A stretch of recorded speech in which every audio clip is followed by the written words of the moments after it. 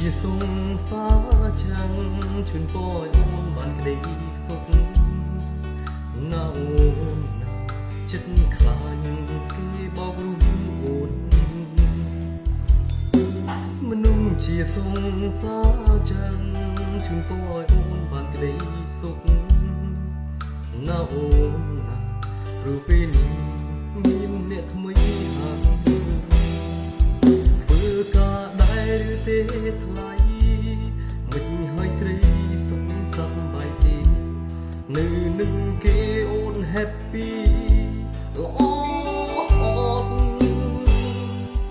មិនហើយខំទេមីអាយបងវិញក៏ទៅក៏អើដាច់ចិត្តទៅឲ្យបានសុខអូនបានប្រាប់គេ